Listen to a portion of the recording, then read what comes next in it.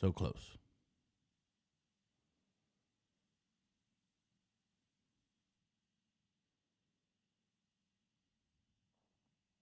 Yo.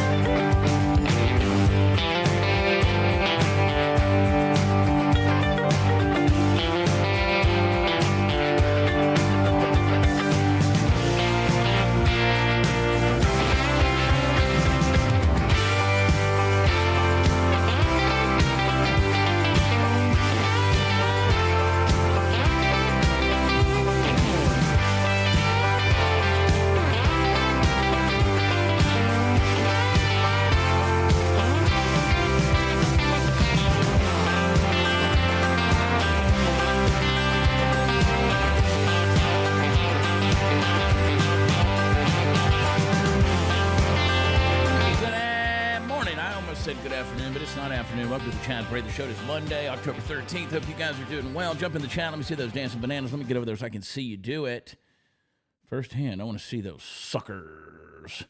There we are. Dancing bananas everywhere. Throw a couple of those little suckers in there. You know why it's so important that we get engaged over here on the chat with Rumble and YouTube and wherever that may be. It helps drive that algorithm a little bit higher, but it encourages me. I'll tell you, I think right now in my life, one of the absolute most exciting and fun things that I get to do every single day is the Before the Noise episodes in the mornings. So I am thankful for those of you who choose to join us. It's a fun hour. When I started doing that, I had no idea that I was going to be doing Before the Noise for an hour. It was going to be 10 minutes, just 10 minutes. And then Rumble gave us the live feed. And so, got to talk about it for an hour, but I enjoy doing it. It's helping me tremendously, and hopefully you guys are enjoying it as well. It's been a wild month, man. Party Foul Steve, I'm going to say this a couple of times as people jump on. Party Foul Steve's not with us today. He's actually traveling today. He's working his way across the country, so be praying for him and Tony. And yeah, they're dragging stuff across the country, man, and road tripping. So he will not be here today. So be praying for them as they travel. Thank you, though, for the privilege of being able to, I guess over 10 years now, be able to put stuff on social media, on these platforms, and see you guys respond in the way that you have. It's so encouraging. And it's been, like I said, it's been a crazy month. This September was rough. October has sort of been tough. September I had a death in the family, Charlie Kirk, then had a dear friend who took his own life a couple of weeks ago, and then had another dear lifelong friend that passed away just three days ago. So it's a lot going on, man, and I know you guys are carrying a lot of heaviness too, because I've been posting a lot on my social media about grief and weariness, and I don't know why I'm in that season right now of talking about it. I mean, I'm supposed to make people laugh, right? That's what we're supposed to be doing, and I will be doing that, not this weekend, but the next at the Dallas Comedy Club, Dallas, Texas, 2 nights. And you know what's going to be funny? I told Jesse Payton he could come open for me, but he's got to work clean. He doesn't know how. So it's going to be interesting to see how that works out. But he begged. I said, well, here's the deal. You got to work clean. You got to come work clean. I'm not saying it won't be edgy. It's always edgy. Comedy's always edgy. People are going to get offended by anything. If you say the sky's blue, somebody's going to say it's green. They're going to get offended by it. But we're going to be over there doing that. And we got a few shows coming up. I haven't done many live shows lately. Just sort of been chilling out, dealing with life and all the events that go with life. And you ever get to that place where you're just kind of in that season where you've just been through a lot of stuff, a lot of heaviness, and you got to rest, man. You got to rest. I posted last night about weariness. Weariness isn't because you're doing too much. It's because you've been doing everything without taking the opportunity to draw away and take some deep breaths, man. And so I hope that you're taking care of yourself right now, because this battle that we're in our world, in our culture, in society, is not going to get easier, folks. The darkness is going to try to push as hard as it can. We turn on the news, we turn on the headlines, and we see immediately the darkness that's out there. A lot of evil, a lot of confused people, and a lot of people that are doing it thinking they're doing something good for history, but they really are on the wrong side of history. And honestly, what happens is those of us who claim to be conservatives or even Christians, I think in many ways we're deceived as well. And we're going to get into some of these headlines today. I want to encourage you to get my book, Born for Meaning. A lot of you people have been reading it, giving me some good feedback on it. And I want to talk to you today. I just want to start by kind of giving you an update before we dig into the headlines. I want to talk to you a little bit about, get you caught up on what's going on with this Middle East Israel peace deal. And Trump has just rewritten a significant chapter in Middle East history. And there's a weird division that's going on amongst conservatives about their opinion on the Middle East, particularly Israel and all those kind of things. Yeah. Everybody's got an answer, right? It's very avant-garde right now to discover a boogeyman out there. And I don't think there's ever any good guys involved when it comes to the works of governments. There's just not. There's always, because again, it's about power and control. It's always about power and control. Every decision that gets made in the upper echelons of power, it's always about control. But after months of this chaos and bloodshed, 2 years from October 7th, 2 years ago, there's been a political deadlock. There's been a loss of life. There's been bombing. And hostages, all of this crazy images of death that we've seen. But Trump managed to broker what I think a lot of people thought was impossible. And I would love to see in the chat if you think this is something that's going to last or not. I think there's a shelf life on pretty much everything that happens in the Middle East. As I said the other day, we've got to remain vigilant, hopeful, but vigilant. If you're anything like me, nobody's after loss of life. But if you get this ceasefire in Gaza and you get the release of hostages, you get this public declaration before the Israeli Knesset that the war has ended, I don't see that as just a minor diplomatic gesture, because with Trump hosting peace talks in Sharm el-Sheikh, which is co-chaired by Arab leaders, and emerges as the one figure who could bring Israel and its neighbors back to the table. He called it a historic dawn of a new Middle East. Whether you love Trump or hate Trump, the fact is still the same. He got results where a whole lot of seasoned diplomats and bureaucrats and career politicians have failed for decades. I mean, even Joe Biden was touted as a foreign policy expert. Remember that? He was the guy who was going to get everything taken care of. He was a nightmare. We know that. And by the way, Joe Biden, I'm praying for Joe.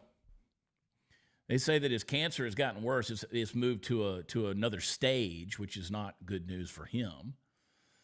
But to be honest about this ceasefire, it's always going to be fragile. The road ahead is going to be messy. And they would love nothing more on the left. This is what's crazy, the whole free Palestine. They got to choke on the words that Trump is the one who brought the freedom to Palestine. And they're not going to like that. When he's talking about reconstruction in Gaza, they're not going to like that, because, again, their whole deal was built on the idea that Trump had to fail. So when you talk about Hamas and their disarmament, and now the questions of governance and sovereignty, none of those things, by the way, are solved. And these people that are out there having their No Kings protests, which we'll talk about later on, they don't want that to work. They don't want Trump to get the credit for any of that, which is amazing to me. They're willing to have all the violence in the world as long as Trump fails. Because, again, this goes back to the whole idea, this whole, love Trump's hate and the party of tolerance. They were never that. You got Trump, who right now, for what it looks like, is managing to convert a battlefield into diplomatic momentum, turning hostage releases into political capital. I mean, for the first time in 2 years, Hamas is not holding a single living hostage because Trump reframed the conversation from endless war to a possible new order of cooperation and rebuilding.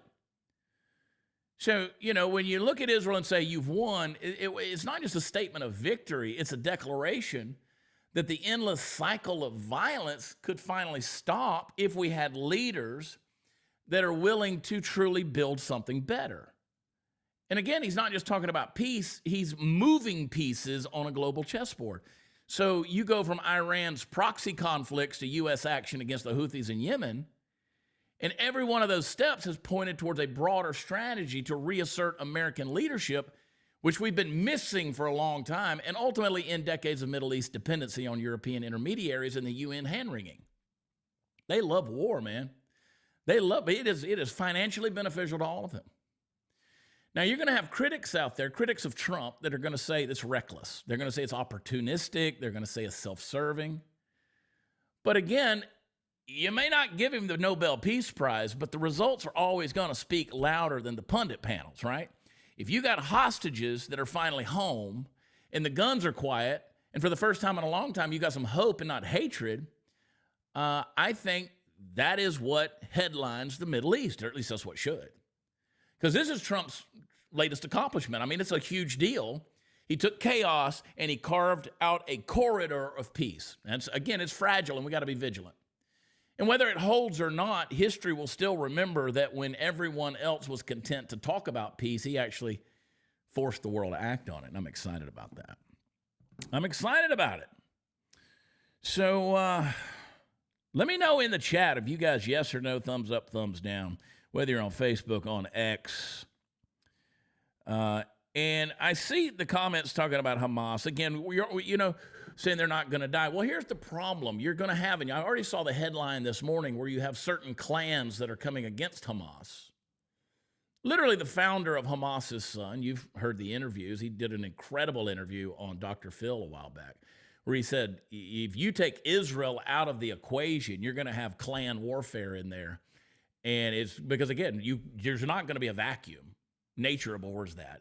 And there's not going to be that. There's not going to be a power vacuum there. And they're going to do whatever it takes for them to take over. So this is where we're going to start to see these skirmishes start to break off and happen and pop up. So it's a very volatile piece of the globe right now. And, that's, if you can bring some stability sooner than later, maybe it can be a lasting peace. If it remains just a chaotic vacuum, place where violence has the ability to rear its ugly head, then it's going to be quicker for it to fall back into that. You see what I'm saying? So anyway, yes or no, I'd love to see what it has to say. What'd you say, K-Dub? I saw your big, long comment in there. It says, if we can rebuild quickly and offer a nice place to live, people who are tired of war, those who seek conflict will have difficulty getting followers. There you go. You said it more eloquently than me, K-Dub. That's why you stay around, baby. Way smarter than me, Kevin Wade. I love you, buddy. I'm praying for peace, man. I really do want peace. And one of the biggest reasons that I want peace is I believe it's an opportunity for the gospel of Jesus Christ to spread. But that's just me. That's just me. That's where I'm at in life, man. Let's talk about our friends over at Birch Gold. We need them now more than ever. We need that gold. We need that gold backing up your retirement plan. If you got a savings account out there, put it into an account with Birch Gold so that they can help you solidify your future with a savings account, IRA account that is backed by physical gold. Gold is going through the roof right now. If we had Party Foul Steve on here, he'd tell you all about it. And right now, they got a deal going with a $5,000 investment. They will send you a free silver round that is even got the Birch Gold logo on one side of it, but you know what? Silver's going up as well. So it's a good thing to have your hands on. But check them out. Text Chad to 989898. If you got an old 401k or a savings account or an old IRA, roll it over into an IRA that's tax sheltered backed by physical gold. And they will send you a free no-obligation information kit when you text Chad to 989898. They got an A-plus rating with the Better Business Bureau. tens of thousands of satisfied customers. And guess what? They want to take care of you. They're the folks that we partner with and the people that we trust. So if you haven't done so yet, or if you have, do it again. Text Chad to 989898. This show absolutely depends on our valued partners and sponsors. So check them out at Birch Gold. Text Chad to 989898. Party Foul Steve's driving. He says he can't look it up. He can't look it up. What's the price of gold? Let me look it up. What is the price of gold today? I'm seeing, oh, no, I don't want to show you my location. It's showing 4115, 4,115 is the spot price on that. Wait, it just changed. It went down $1. You know what? That's because you texted Chad to 989898. Hey, pull that back up, David. Pull that back up right there. That little that round they had. Was that you, or is that their website just changing? That was a good picture. Look at that 4100 right there. Oh, there it goes. Look at palladium up $1,500, platinum $1,600, silver $51. Holy cow! Makes me want to be like Silas Marner, man. Go out there and dig some jars up out of the backyard and run my fingers through it. It's all good stuff. Good stuff, man. David Medina, our producer, man, in the middle of all the protests over in Portland, he's got to be excited because his Milwaukee Brewers, I'm messing with him, his Seattle Mariners won Game 1 of the American League playoffs last night. So he's pretty excited about that. There's a little applause for him. And I guess Milwaukee kicks it off tonight with the Dodgers, right? Isn't that right? I think the Dodgers, I'm not going to say that I think the Dodgers are going to win the whole thing. I would love to see I don't want to see the Mariners and the Dodgers, I think. Party Foul Steve wants to see the Brewers. This is the first time in 10 years I've had literally zero interest in the baseball postseason. But it is what it is. So, I think we could see that Mariners, Dodgers. Dodgers are tough, man. Dodgers are tough, but so is Milwaukee. So is Toronto. That's why they're there. So congratulations if you're not following David at David Medina PDX. Man, if you want to keep up with what's going on in Portland, Oregon, you really need to be following David. Crazy stuff. All right, just minutes ago, Trump arrived in Egypt. Let's get into the top stories. Let's throw that little scroll out there. I was so fired up talking by myself. Party Foul's not here today. Party Foul Steve's on the road. So be praying for him. President Trump, Air Force One just landed in Sharm el-Sheikh. Say that 5 times real fast. Sharm el-Sheikh, Egypt, to meet with Middle Eastern leaders and solidify peace in the region. This is history, folks, in the making. Let's play this clip. Looking at right now is whether or not they can put forward a phase 2 and really figure out how the governance of Gaza will look in the years ahead. It is interesting because this is happening in Egypt, and so much of the Arab and Muslim world look at Egypt as a country it represents the past, and they're now looking to these new leaders in the Gulf states, the Qatars, the Saudis, the UAE. Looking at right now. Yeah, so we'll see what's going on. What'd you say in my ear there, David? Yeah, we're going to go over some other headlines, but we're going to get back to that because there's a lot more to talk about. There's a lot I want to say about this Middle East peace deal. But this was interesting over the weekend. Our friend Benny Johnson. This was NBC. Many of you probably saw this. Benny Johnson was just embroiled in a case where someone was threatening him and his family's lives, and they arrested the person who was sending the threats. But look at what NBC, how they put this headline. First of all, if you've ever seen Benny Johnson, Benny's face never looks like this. Like, it never looks like they had to go through a lot of stuff to find Benny making a menacing look, right? Federal authorities, listen to their headline, charge a man, just a man, with sending a threatening letter to the home of a conservative influencer with pro-Trump MAGA ties to Charlie Kirk. So a man went after Benny, and Benny was a pro-Trump influencer. I mean, this is ridiculous. They're literally smearing Benny, and he did nothing wrong. So if you see DOJ charges man and you see that menacing look from Benny, you're going to think that he's the one that the DOJ arrested. This is how much you do not hate the media enough, particularly NBC. So this was a 69-year-old California man sending threatening letters to the home of Benny Johnson, with deep ties to the Trump administration. But if you read this, it makes it look like somebody like Benny is the one who's guilty of something. Now, put yourself in, because you are literally in Benny's shoes in this situation. This is a bad take, folks. Horrible take on the part of NBC. Benny responded. He said, the left-wing terrorist who committed a crime by threatening to kill my family is simply called a man by NBC. But I'm framed as a conservative influencer with deep ties to the Trump administration. He's right. He said, this is coded language by NBC to signal that my family deserved it. And if you don't think these folks are evil, did you see the one where Cam Higbee was out doing dialogue on a college campus and they were protesting him, and the girl walks up and she's like doing the gun fingers at his throat because basically they were saying he was Timu Charlie Kirk. You better keep your head on a swivel, folks. This is the insanity that's out there. They're I've been saying it for years. People got sick of me saying it. If they can label you, they can categorize you. And if they can categorize you, they can compartmentalize you. They can put you off somewhere. And if you're dehumanized, then it's okay to kill you.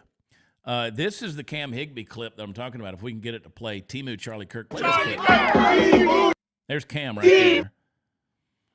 And so they're going to come out there. They're doing a little interview. And I want you to watch this this little troll come up there and watch what she does. She's got her fingers, boom, boom, boom, pointing it at his neck.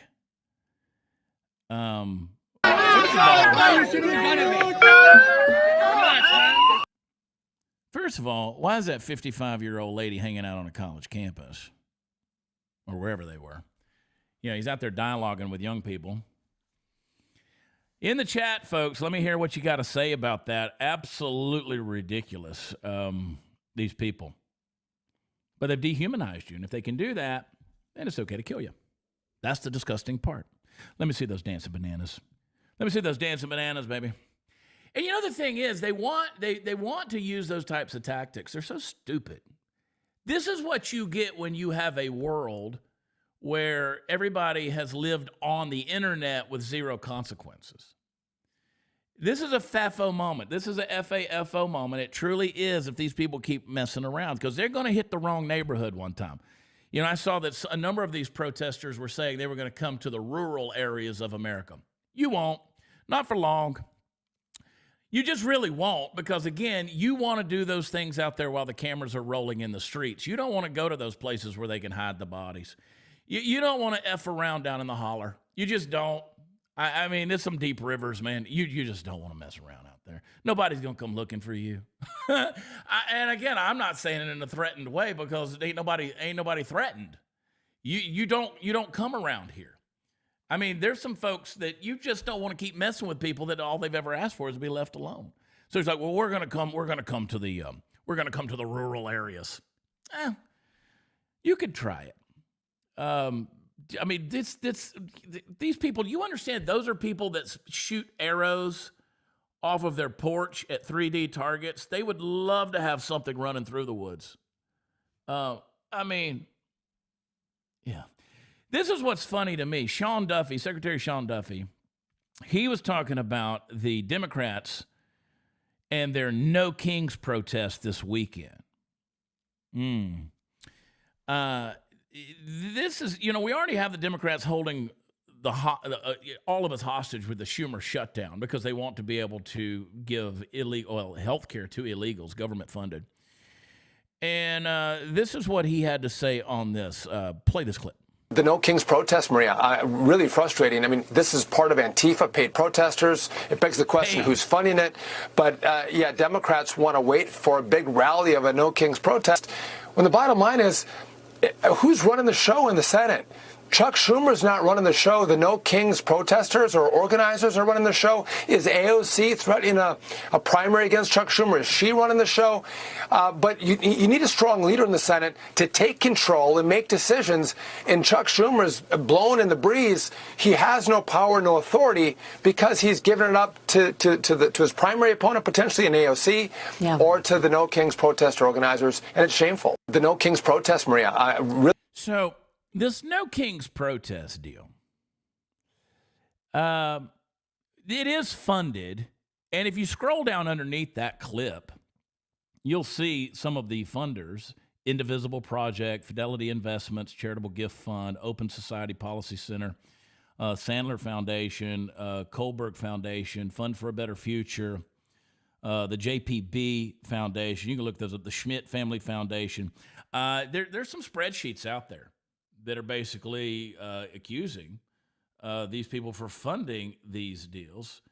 And these donor-advised funds, which is literally, as some people have said, are literally legal money laundering. And there's a lot of stuff that you can dig out up there, but they're funding these No Kings protests. And let me just give you a commentary on this for a minute before we move on here. The No Kings thing, Trump, I just showed you Trump landing in Egypt. And you're literally watching a historic thing happen in the Middle East. You're watching a triumph unfold. You got the hostages that have been freed. You got the enemies that are defeated. You got peace that's being restored, or at least the first decisive steps towards it, right? And so you're sitting here watching these headlines and you're thinking, on the 18th, they're going to have these No Kings protests. You look at the headlines about peace in the Middle East, and what are we going to do on the national scale? Let me ask you another question. What are these stupid No Kings protests going to look like at this point? Because the No Kings movement is basically put itself out there as this vigilante guard against tyranny, like the last line of defense for democracy. That's what they're standing for. So what it's doing is it's claiming that everybody's got to stand up, they got to resist, and that the president was ascending to some kind of crown. So no kings, right? Well, that's fine. It's a noble sentiment and might even be a necessary one sometimes, but when the world is watching us respond to existential threats, when a conflict far beyond our domestic squabbles demands some courage and resolve on a global scale on the part of our president, and when we prove that we as Americans can act decisively, that we can deliver the results that historically haven't been delivered, then those domestic little posturings and protests, they look stupid. They look small. They look shrill. So I want you to imagine this. You got these No Kings organizers. You got their arms linked. They're shouting slogans in the square. They're running up and down the street. You got the news scrolling on TV behind them that says ceasefire achieved, hostages liberated, allegiances reforged, regional stability regained. And you got these pinheads out there chanting, and it's completely being drowned out by the context of what's going on the global scale. So all their moral high ground becomes a stage prop. They're literally giving themselves this grand narrative, but the world has rewritten the script behind them. And you're going to have critics that are going to claim that it's unfair to compare foreign policy victory with domestic protests. They're going to say, well, one's about war and peace and the other's about accountability in governments. But that separation, neat as it sounds, mute your mic there, David. That separation, neat as it sounds, is exactly why the protests are going to look so hollow out in the street. Because the people who wanted to say no kings, they got to answer, where was your urgency when real tyranny was threatening lives abroad? When lives were on the line, when your slogans had to stand alongside the rockets and the diplomacy and the hostage releases? Because at that moment, when you're chanting no kings in the streets, it starts to resemble a theater piece instead of a movement. It's going to begin to feel like a vanity project that's well-funded. It's a gesture when the world needed something tougher and more substantive. And guess what? We gave it to them. Because when the stakes are life and death, protests are weak. When the victory is earned on real battlefields, the rhetoric's going to die. And that's why they're going to look so damn stupid in this deal. They're going to look ridiculous. And I'm here for it. They're going to look stupid. Meanwhile, the government shut down. And that's on the Democrats, by the way. And you can show up with your slogan, but at the end of the day, nobody's going to take you seriously. You're laughable. Because after a victory like this in the Middle East, you're going to look like idiots. And I'm going to prove to you in a moment how much of an idiot you look like. David, mute your microphone, please, sir. Mute that sucker. Let me talk to you about, here's what's next. And I guess we got to be careful how we show this, because this is how stupid these people are. Hand out all your slogans all you want, but the headlines behind you are going to make you look stupid. Naked protesters, this is where we are, folks. Naked protesters cycling through Portland. Let me just tell you that after watching these clips of these fat, naked people, this mushy, mealy Caucasian white meat cycling butt naked through the cold, rainy streets of Portland, I never want to see a naked human being ever again. I never want to see it ever again. So here they are, stripping down to their unmentionables, and they're riding their bicycles, which I got to tell you, it seems awfully uncomfortable to me when your naked taint is right there against the bicycle seat. Some of these boys over there might just be riding that sucker without the seat. I don't know. But you have to ask yourself, what's the purpose? And I was doing a little psychological experiment this morning. Oh, this makes you just want to stay single forever. This makes you want to shower with your clothes on. It really does. And these fellas disrobing down to their Speedos are doing a better job than what some of these, look at these people. I mean, some of these guys, this is what retardation looks like. I mean, legit retardation. This is what mental illness looks like.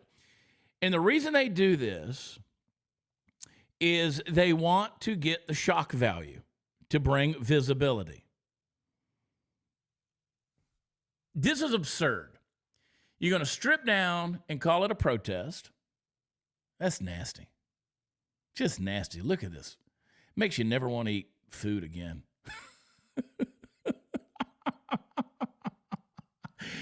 You know, this is their logic. You know what'll fix the injustices in our world? I'm going to get naked. This is what you call confusion, and I'm, no pun intended, dressed up as activism.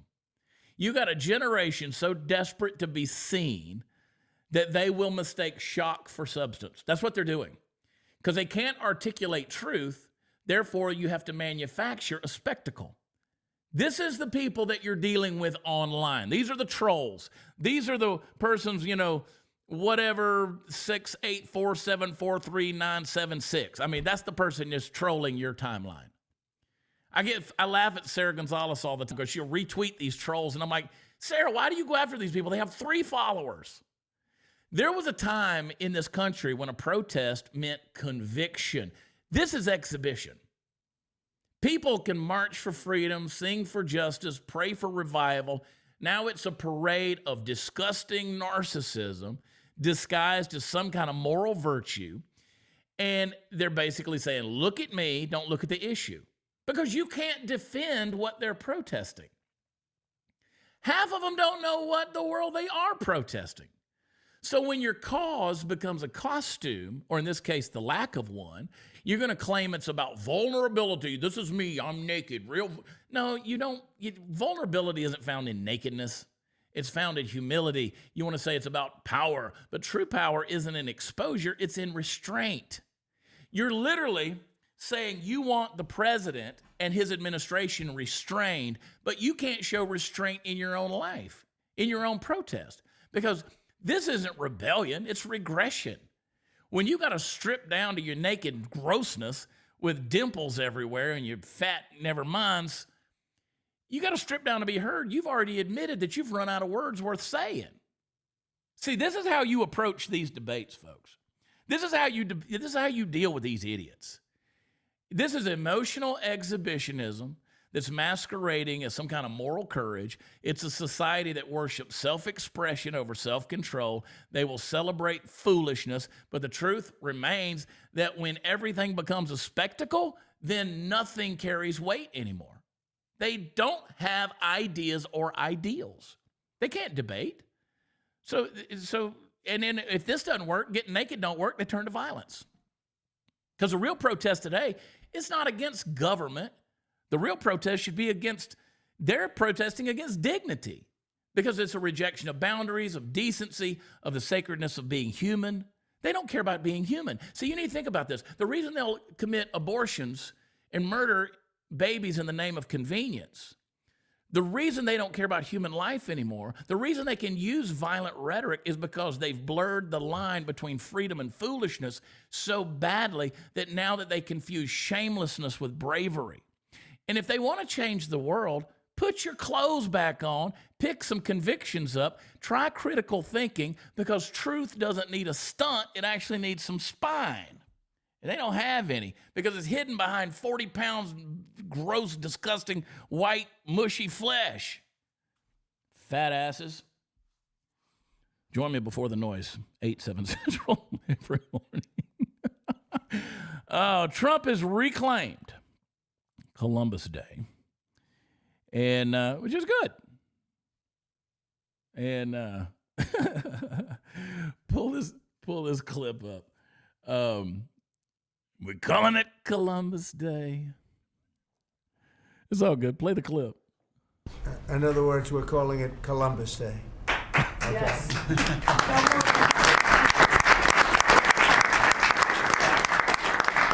That was the press that broke out in applause. Can you believe that? I've never seen that happen before. The press actually broke out in applause. Good. Columbus Day. We're back. Yeah. Columbus Day, we're back, Italians. Okay. We're back, Italians. We love the Italians. Okay. We're not doing Indigenous Peoples Day, okay? Yeah. David Medina, everybody. Come in here, boy. Do something. Jump in here. Where are you? All right, Look listen. at David. Wait, sorry, I'm in my 480p camera right now, guys. Sorry, but I hope you can see my Mariners. Okay. Game 1, baby. Look at you. Hey, Chad, if Mariners win the World Series, I'm quitting everything. I'm just telling you right now. You done? You finished? I'm done. I'm finished. But I love everybody here. Everybody's doing a good job in the chat today. I just came on to tell you guys I love you guys. Thank you for blowing up the chat for Chad, but we need to blow it up even more if we can. Let's get the dancing bananas. Let's get the USA flags. I mean, it's Monday, but let's blow up the chat like it's a Saturday. You know what I mean? Like it's a Saturday where the Georgia Bulldogs are losing, the Seattle Mariners are winning, the Ducks are winning, even though my Ducks lost. But anyway, sorry, Chad. Georgia Bulldogs did not lose, sir. They did not lose. They did not lose. Love you, Chad. Keep it rolling, baby. I want to know if you're going to get in the naked protests. I already did. No, I'm just kidding. I'm kidding. Were you down there? No, dude. I don't want to scare people. Did you see them doing it? Chad, I've been down there. I used to work in downtown Portland for 7 years. I had to see that thing twice. I had to see those things twice every single year, and it still scars me today. The saggage on some of them. You know what I mean? They were proud. You know, well, what's crazy to me is the naked dudes that are running around there looking like a button in a fur coat. You know what I mean? I'm going to say something, but it's not to be crude. It's not to be crude, okay? The things that you see on those naked bike rides, guys, are things that you can't unsee. I'm talking toilet paper still stuck in places.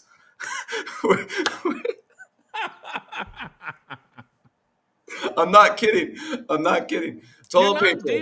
You're not dealing with bright people here. Other feminine products hanging out, okay? It is disgusting, and it is. I got to jump. Is that an annual deal? Is that an annual deal? Yes, but this one was an emergency naked bike ride. So they usually do it in the summer. Everybody should have an emergency naked bike ride. What's the temperature up there right now? Maybe this explains some of the size issues that I saw. Hey, brother, it's chilly up here. It's chilly. It looked chilly, and it was rainy. I mean, they were soaking wet, and so some of the dudes' Audis were becoming innies. I mean, you just couldn't look away. These guys are trying to climb off of a bicycle seat with their unmentionables. I mean, just taint marks left right on the Schwinn. And then you got these women that are sagging with their boobage, and then the back fat, which looks like back titties. And I'm like, what is going on? Dude, it's a good thing I didn't come on the show because I can't keep it together. But here's the thing. Is we're driving, you know, when you drive past these things, you don't have to roll down the window to see how cold it is. You just look at the fellers. But they're also that size anyways, because these guys are soy boys. They have no testosterone. So it's all like it's just ridiculous. But yeah, they do this in the summer, and then but they called for an emergency one. But you know, many got arrested yesterday. They went in front of the ICE building, and a lot of them got arrested. And God bless those officers for having to touch all that. So. Well, I was going to say, imagine putting yourself in the shoes of law enforcement, and I hope they were gloved up because nobody wants to have to wrestle that. down on the ground. Yeah. And some of these protesters have been putting up a fight. I don't know what's going on with these law enforcement officers that really don't understand how to cuff somebody. But I would not want to be riding around or just pressed down on the asphalt in the cold rain or on the gravel with my dingus swingus. You know what I mean? Did Don't you wanna say have that some of the guys didn't have the bicycle?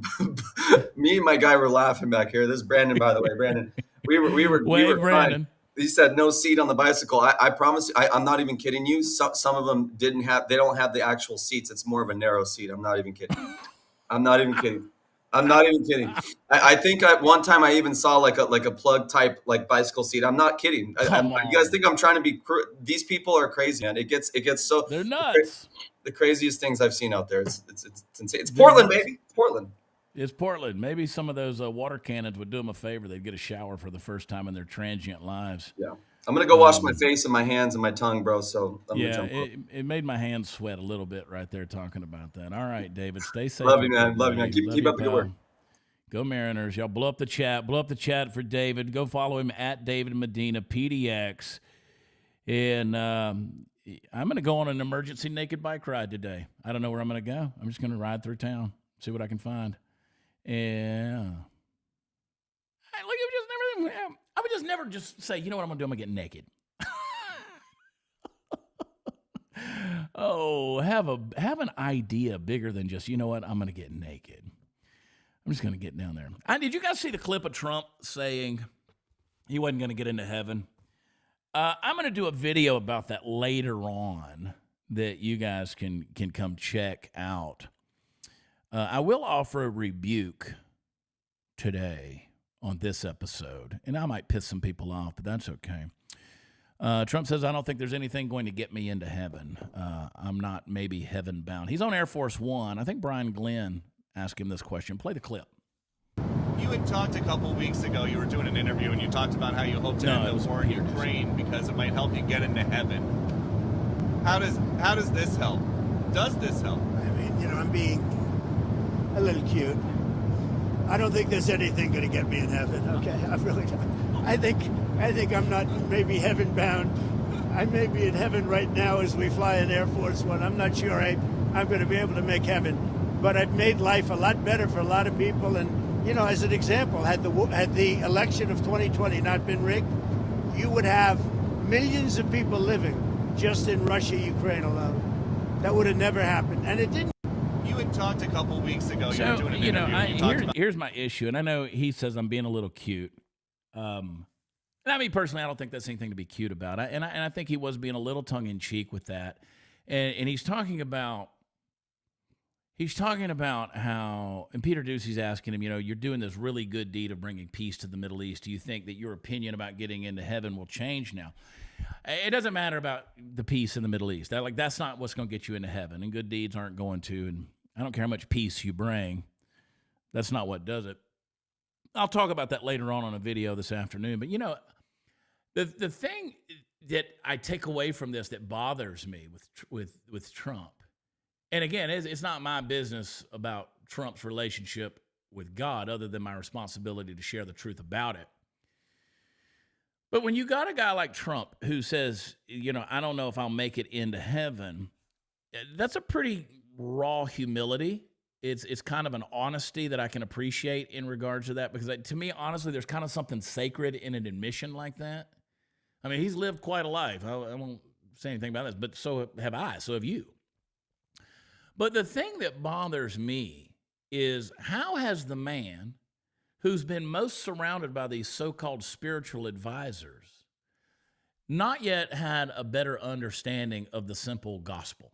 I mean, my question is, where's the shepherds? That's when my takeaway from this was, where are the truth tellers? Where are the prophets who cared more about his soul than the spotlight? You look at this spiritual entourage that's always there, his prayer council or spiritual advisors, people like Paula White. I don't care if that offends you or not. I'll call her by name. She's the one who's supposed to be the spiritual whatever, counselor to the president. And you got these other televangelist personalities who love to prophesy about the victories in the elections. But how is it that they've seemed to forget the message It actually saves a man and gives him assurance to say, repent, for the kingdom of heaven is at hand. Why are they not doing that? Wait, I mean, you can't declare and decree your way into heaven. You can't executive order your way into heaven. You can't sow a seed big enough to buy grace, even if it is peace in the Middle East. You can't flatter a president into salvation. The cross of Christ doesn't bend for celebrity status, or Jesus doesn't negotiate with pride. So when I look at somebody like Paula White, and I call her by name because she's the spiritual advisor. If it were Pam Bondi, you'd call her by name. If it were Marco Rubio, you'd call him by name. If it were Pete Hegseth, you'd call him by name. And Paula White has been appointed to this place. She's been with Trump for years, praying on national television. She's claimed visions and prophecies. But where was the cross? I mean, maybe she's presenting it to him. I don't know. I'm not behind closed doors. But I'm like, where's the blood of Christ? Where's the brokenness that leads to repentance? Because if you're going to call yourself a spiritual advisor, then you got one job, and that's to point that person to Christ and not yourself, not your ministry, not your platform, not your prophetic word, Christ alone. That's it, period. End of story. And again, I'm not here to judge Trump's eternal destiny. That's between him and God. But I will judge the fruit of those who claim to speak for heaven while ignoring the call of heaven. Because when a man says, I don't think I'm going to make it into heaven, and the next words out of your mouth in front of him should not be, you're chosen, you're anointed, you're winning. The next word should be, Mr. President, repent, believe, and receive the mercy of Jesus Christ. That's a very important thing to me. I don't want to see a parade of prosperity prophets who treat proximity to power like proof of divine favor. I don't want to see that at all. Heaven doesn't measure success by who you stand next to. It measures it by who you bow before. So to be very clear to everybody, if you're upset with me by saying these words, I don't really care. But I do thank God for leaders who surround themselves with believers. But if those believers water down the gospel to maintain access, then they're not ambassadors, they're court jesters. The church doesn't need more celebrity preachers in designer suits. It needs shepherds that are willing to weep over souls, even presidential ones. Because one day, the cameras go off and the crowd's going to go home, and every one of us, including Donald Trump, will stand alone before the throne of God. And on that day, the whole I prophesied success won't mean a single thing. Only one thing will. Jesus Christ crucified, risen, and returning. That's all that matters. If you're mad at me in the chat, I don't care. That was kind of a holy moment for me when I heard him say that. And I got more I want to say later on today about it. It's a big deal. All right, where are we at? Let's talk. We got to move. Huge thank you to Trump on the beach in Tel Aviv. Pull that up right there. Look at that. That's pretty cool. This is so they could see it. Look at it, even got Trump's outline there on the beach. Look at there. All right. Nobody's ever done that for me on the beach. Then again, I've never done anything, I guess, for Israel. Trump arrives in Israel. All 20 hostages have been released by Hamas. This is fantastic news. So that means there's no living hostages that are still in control by Hamas. They're not there. Go ahead and play the clip.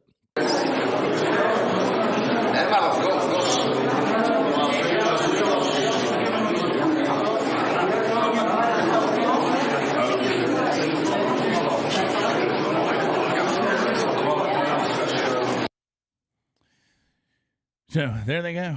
It's a historic deal. You're watching a historic deal unfold in this.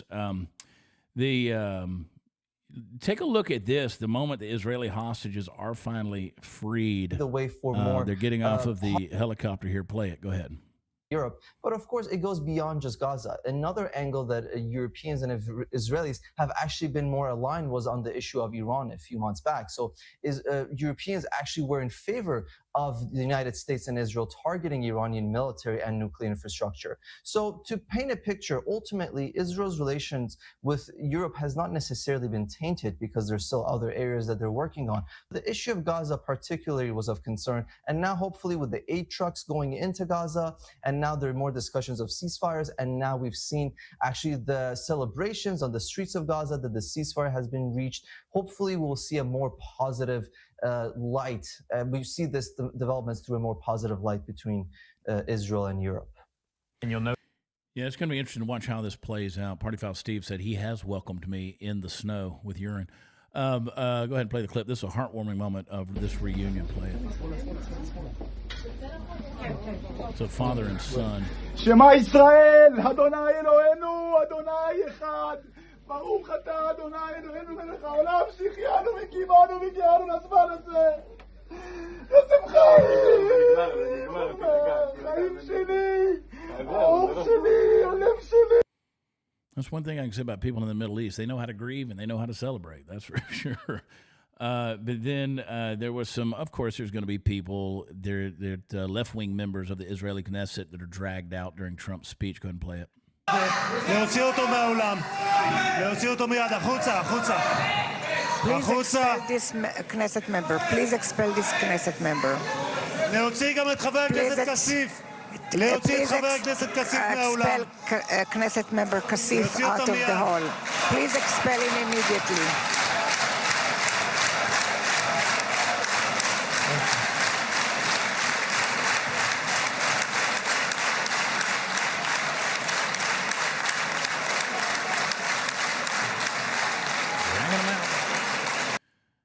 Trump had this to say about Marco Rubio, and go ahead and play the clip about our Secretary of State. And then you're going to add a man named Marco Rubio, who is also here. That's right.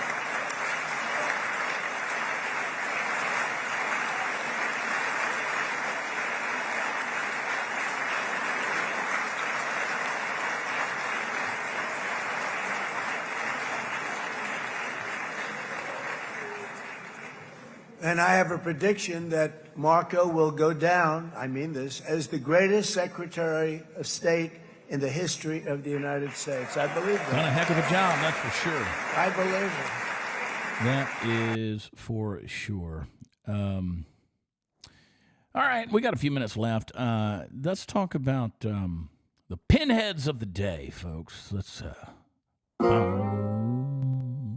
I always have to do my little sound effects in there for that as well.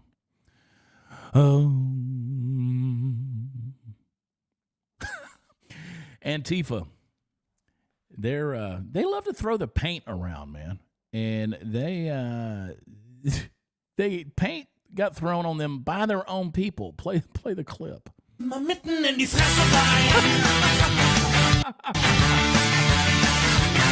in the face. Take it in the face. Boom. I could watch it all day long. Just all day long. Bam, there it is. Slinging paint. Go home to mama. Go home to mama. Get back in the basement. I mean, remember, Jimmy Kimmel said the other day, Antifa doesn't exist. I don't know who those people are. Jimmy Kimmel was on his show, said they don't exist. But, I mean, somebody's showering paint off tonight. And then you got the naked bikers that are blocking the bridge in Portland. I wouldn't want to touch this either. Let's pull that clip back up. Hit that button. There's another pinhead.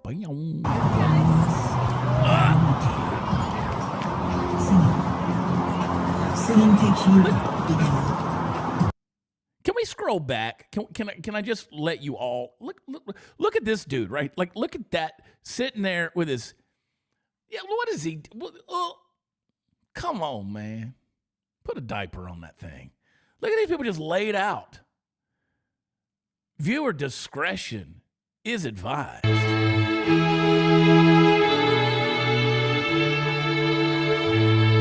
love the smell of napalm.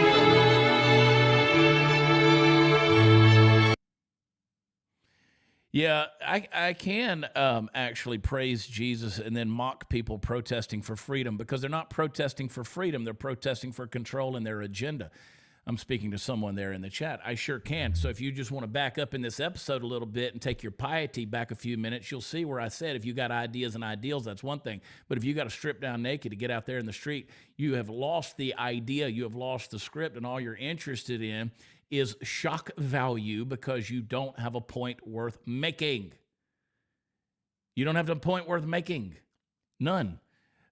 Make a valid point. Make a valid point. Argue your side of the debate. You can't do it. You can't do it without dehumanizing. You can't do it without name calling. You can't do it without expletives. You can't do it. And by the way, Jesus didn't put up with that stuff either. I read this morning on Before the Noise in John chapter 12, verse 20, where the Greeks said they wanted to speak with Jesus. Jesus never gave them an audience because he wasn't interested in their bad logic. He wasn't interested in their bad philosophy. He wasn't interested in their bad sense of reasoning. He was pointing them to something miraculous, which was ultimately his way of doing things, which was a kingdom way of doing things. And that was his death on the cross. He said, you come to me, you got to come to me a certain way. He didn't just take audience with anybody because they were curious, or because they were pissed off, or because they were protesting, or because they were bringing chaos into the situation in order to get attention. See, you haven't read your Bible. You don't get into the actual person of Jesus Christ. So that doesn't play around here. What show did you think you were coming on to try to troll me? Are you serious right now? Are you even serious right now? Do better. You need ChatGPT to debate me, Jack. You can't come on here with that. This is like Mark Kelly saying that Kamala Harris is going to be a good candidate in 2028. We were going to talk about that. We sort of ran out of time. Do you still have that pulled up, David? If you don't have it, I want to say something about that. The Kamala Harris, whenever Mark Kelly said that she'd make a good candidate for president in 2028, this is how stupid the left is. You don't have that, but he did. He came out over the weekend and he said Kamala Harris, it was going to be a good one. I want to know in the chat, does anybody think Kamala Harris will ever be good? And let me tell you why she won't be. Let me tell you why she's got a fatal flaw that's baked into her political DNA. She's a study in contradictions in politics. In politics, contradictions are absolutely fatal. See, you look at her record as California's Attorney General, she built a reputation as a progressive prosecutor, which sounds good in the headlines, but it fell apart under scrutiny because she talked about reform, but then she defended the cases that kept people in prison on technicalities. You remember all that stuff? You know, you smoked a little weed, you got in trouble. And this was Mark Kelly. This is real quick. This is what he said.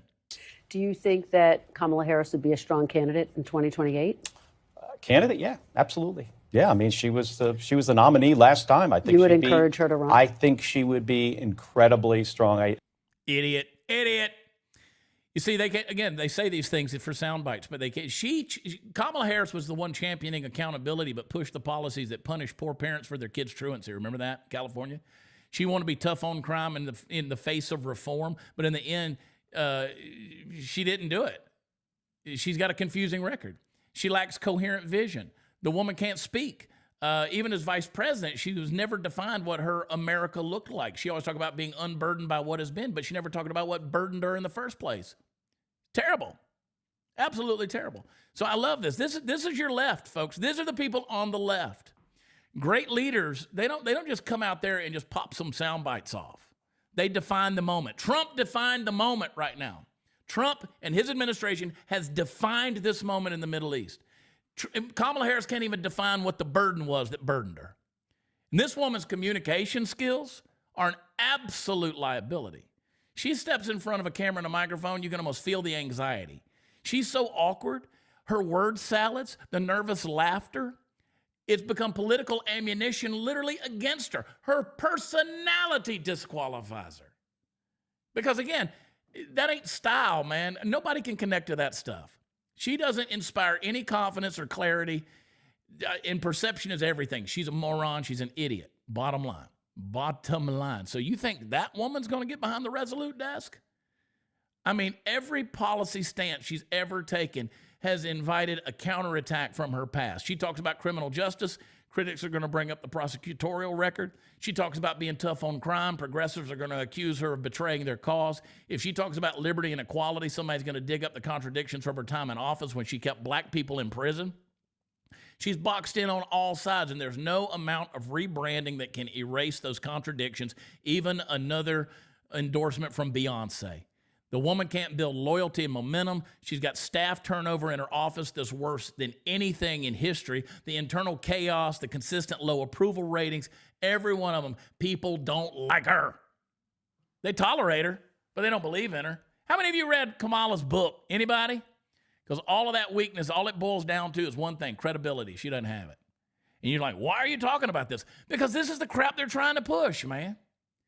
We need some leadership, baby. Vance, 28. Rubio, 28. Pick one of them. I don't know. Run them together. I don't give a... Just do it. Get my book, Born for Meaning. Kamala. Look, can we send Kamala a copy of my book, Born for Meaning? They just inked the deal for Joe Biden to write a book. You think Joe Biden's going to write a book? Do you really think... Who wants to read Joe Biden's memoirs? Anybody? Can I get a dancing banana in the chat? I mean, dancing bananas, naked protest, and Joe Biden writing a book. Yeah, get my book, Born for Meaning. Blow it up in the chat. Come on, let me see it before we get out of here. Blow it up. Dancing bananas, flashy Chad, American flags, boom, boom, boom. That's all you got to do is hit that button over in Rumble. Do it. If you've not subscribed to my Rumble channel or YouTube channel, please do so right now. Hit the notification button so you don't miss a thing. And go over to where podcasts are offered, Apple, Spotify. Leave a rating and review for Before the Noise and the Chad Prather Show. I'm talking more than one grown man should be allowed to talk in a day. And Party Foul Steve is on the road. He's on the road. He's traveling. He's rocking and rolling. Maybe we can get him to do a little cameo tomorrow. We'll see what's up. We'll see what's up. I love you guys. Blow that chat up. I love to see it. Come on. Share this episode. And stay tuned. I want to talk more about Trump saying he's not going to get into heaven. I got to give me an hour or two, and I'll put a video out. A little short, little 10-minute deal. We'll talk about that. Be something you might want to share with friends and family. Because I'll tell you what, I'll make it about you and me as well. How about that? How about that? Get on there. All right, get my book, Born for Meaning. Also, you can go to bornformeaning.com and get a signed book, but you can go to beforethenoise.com, get caught up. I love you guys so much. I'll see you tomorrow morning. Hopefully you'll tune in to the little mini episodes that we got coming later on this afternoon. Talking. But Before the Noise, Monday through Friday, 8 a.m., 7 a.m. Central. Be there live 1 hour. We are working our way through the book of John. We're in John chapter 12.